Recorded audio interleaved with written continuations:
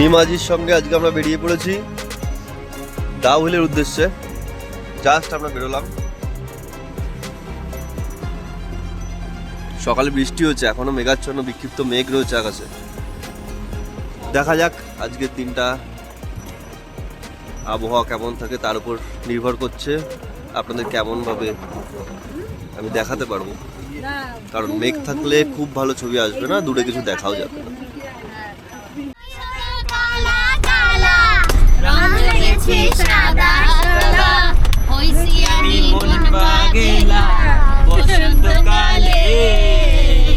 তুমি বন্ধু কালা পাখি, আমি যেন কি বসন্তকালে তোমায় চিনতে পারিনি। আর জানি না। সকাল থেকেই আকাশ মেঘলা থাকায় আমরা চিমনি হেরিটেজ পার্কের ভিউ পয়েন্ট থেকে কিছুরই দেখা পেলাম না। মনটা বেশ ভারাক্রান্ত হয়ে গেল।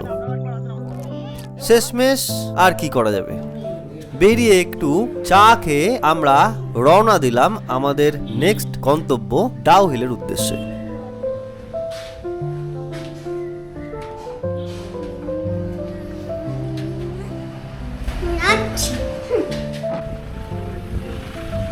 আকাশ তো সেই সকাল থেকেই মুখ ভার করে রয়েছে, তার মধ্যে আবার ছিটে ফোঁটা বৃষ্টি হচ্ছে।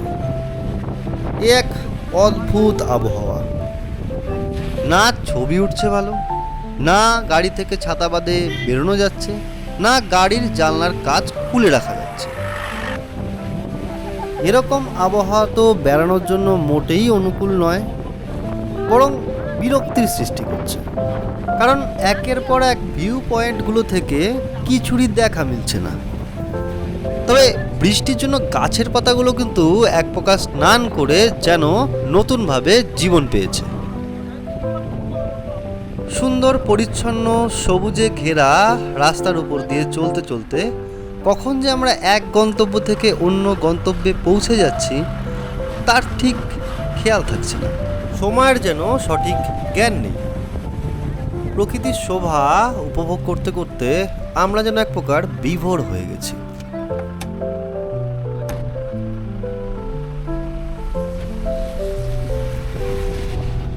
আমরা এখন এসেছি ডাউহিল স্কুলে। শোনা যায় ডাউহিল স্কুল নাকি হন্টেড প্লেস, অনেকে আবার বলেন ডাউহিল পার্কও নাকি হন্টেড প্লেস। দেখা যাক গিয়ে আদৌ কোনো ভূতের দেখা পাই কিনা। 1879 সালে স্থাপিত এই স্কুল ভারতের অন্যতম প্রাচীন স্কুল।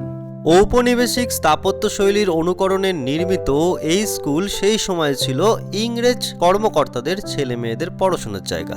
যদিও পরবর্তীতে এই স্কুল সবার জন্যই খুলে দেওয়া হয়। বর্তমানে স্কুলটি দিল্লির ICSE বোর্ড অনুমোদিত এবং পশ্চিমবঙ্গ সরকার দ্বারা পরিচালিত। প্রতিষ্ঠার সময় এই স্কুল খোলা হয়েছিল কোয়েড স্কুল হিসাবে, যদিও কিছু বছর পর ছাত্রী বিভাগ বন্ধ করে দেওয়া হয় এবং পরে আবার ছাত্রী বিভাগ খোলার সময় হলে ছাত্র বিভাগকে সরিয়ে নিয়ে যাওয়া হয় অন্য একটি স্কুলে। সেটি এই ডাউহিল স্কুল থেকে 1 কিলোমিটার মতো দূরে। ছাত্রদের জন্য নবনির্মিত সেই স্কুলের নাম রাখা হয় ভিক্টোরিয়া বয়েজ স্কুল, আর এই ডাউহিল কোয়েড স্কুল হয়ে যায় ডাউহিল গার্লস স্কুল। আজও সেই নামেই পরিচিত। ডাউহিল স্কুলের অদূরেই রয়েছে পাইন ফরেস্ট। সেই ফরেস্ট দেখতে আমরা চলে আসলাম গুটি গুটি পায়ে হেঁটে। পাইন ফরেস্টে ঢোকার জন্য আবার 20 টাকা করে মাথা পিছু টিকিট।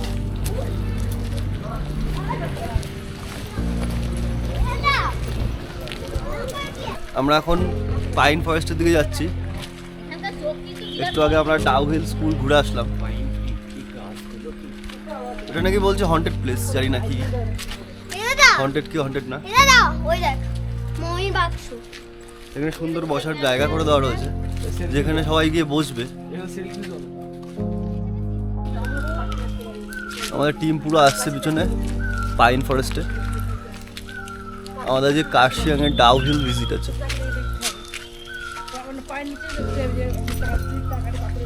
বৃষ্টি পড়ছে এখানে এখন। পাইন বনের মধ্যে দিয়ে সুন্দর রাস্তা, মাঝে মধ্যে যদিও রাস্তা ভেঙে কাদা হয়ে রয়েছে, যদিও সেটা ওয়েস্ট বেঙ্গলের থেকে খুবই স্বাভাবিক। তো এটা নিয়ে আমার মনে হয় না একজন পশ্চিমবঙ্গবাসী হয়ে আমার অবজেকশন করা উচিত। যাই হোক, ঢোকার মুহূর্তেই 20 টাকা টিকিট বাবদ দিতে হবে।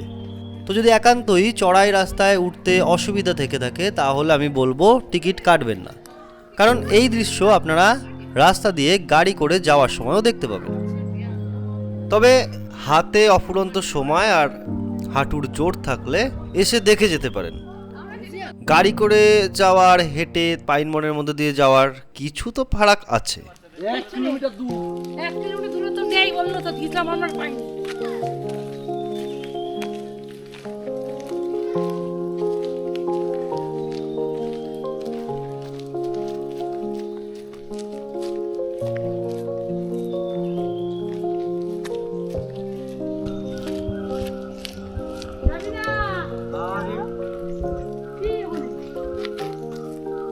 যাস না কিন্তু, ভয়ের জায়গা, যাস না কিন্তু, যাস না কিন্তু ভগো।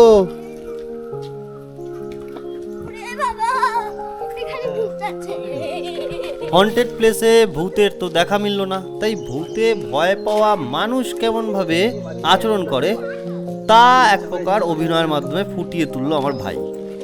নিজেই প্ল্যান করলো, নিজেই এক্সিকিউট করলো, আমি কেবল ভিডিওটুকুই তুলেছি। যদি আপনার ফ্যামিলিতে বয়স্ক কোনো মানুষ থাকেন তাহলেও আপনি এখানে ঢুকতে পারবেন, তবে যদি ওনার উঠতে অসুবিধা থাকে তাহলে নিচে বসার জায়গা রয়েছে। যদিও সেক্ষেত্রেও যথেষ্ট চতুরতার সঙ্গে গভর্নমেন্ট কাজ করেছে। প্রথমেই টিকিট কেটে নিতে হবে আপনাকে, তারপরে বসার জায়গায় বসতে হবে। মানে নয় আপনি হাঁটার জন্য 20 টাকা দিচ্ছেন, অথবা হাঁটুর জোর না থাকলে বসার জন্য 20 টাকা দিচ্ছেন। টাকা আপনাকে দিতেই হবে।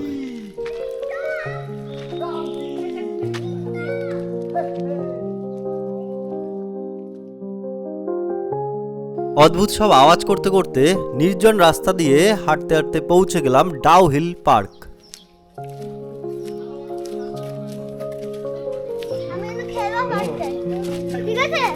ঠিক আছে।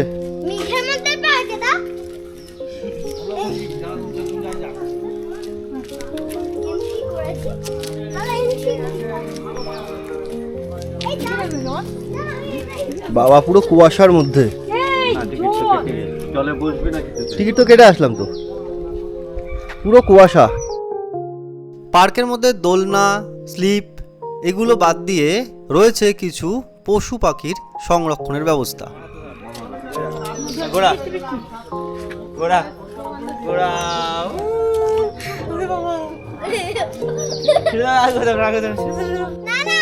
ঘোড়া ঘোড়া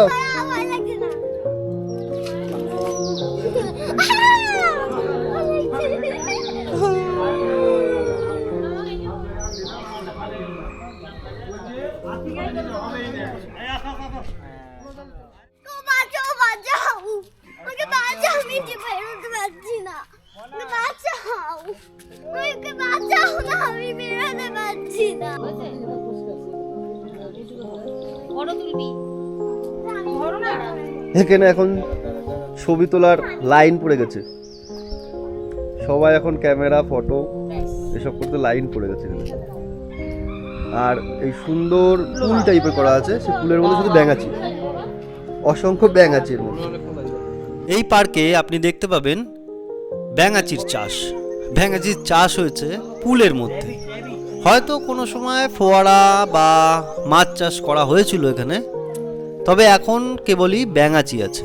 জানি না এটা রক্ষণাবেক্ষণের অভাবের ফল নাকি কোনো সায়েন্সের প্রজেক্ট, আপনারাই ভেবে বলুন।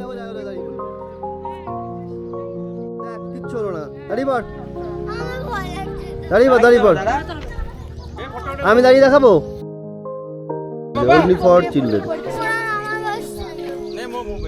চল। আমরা এই পার্কে কিছুটা সময় কাটিয়ে পার্ক থেকে বেরিয়ে গেলাম। বেরিয়ে আবারও সেই বাঁকানো রাস্তা, যে রাস্তা দিয়ে এসেছিলাম। তবে রাস্তার সৌন্দর্য সত্যি অসাধারণ, সে নিয়ে কোনো কথা হবে না। নামো নামো নামো। যদিও আমাদের নামতে একটু দেরি হচ্ছিল, আসলে আমরা তো ছবি তুলছিলাম। রাস্তা দিয়ে নামতে নামতে এক প্রকার আফসোস থেকে গেল, ভূতের দেখা মিলল না। আমি কিন্তু বেশ এক্সাইটেড ছিলাম, জীবনে যদি প্রথমবার ভূতের দেখা পাই। তবে পরে বুঝতে পারলাম এখানকার লোকাল মানুষের সাথে কথা বলে যে ভূতের এই ব্যাপারটা পুরোটাই বানানো। কোনো এক ইউটিউবার এসে কোনো এক সময় এরকম একটা গল্প বানিয়ে ইউটিউবে ছেড়ে দেয়, ব্যাস সেখান থেকেই ভূতের গল্প, ভূতের জায়গা নাম হয়ে যায় হন্টেড প্লেস।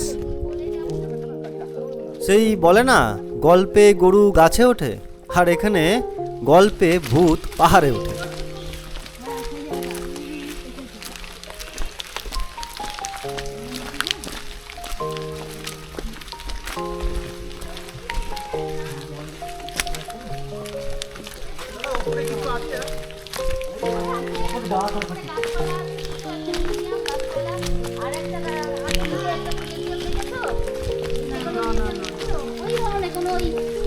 মানে অরিজিনাল কিছু না, সবই নকল আর কি। আপনি যদি বলে ফেলতে হয় ব্যাগটা, তাহলে আমরা উপরে গেলাম।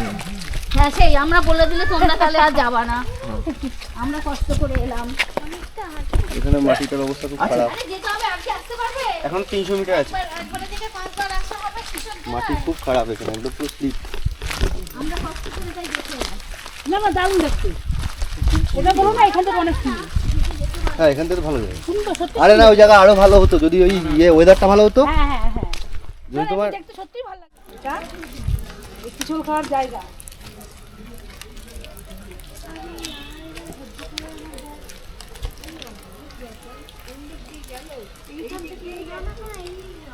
বেশ অনেকটা সময় ধরে পাইন বনের মধ্যে হেঁটে ঘোরাঘুরির পর এবার আমরা চললাম কার্শিয়াংয়ের উদ্দেশ্যে।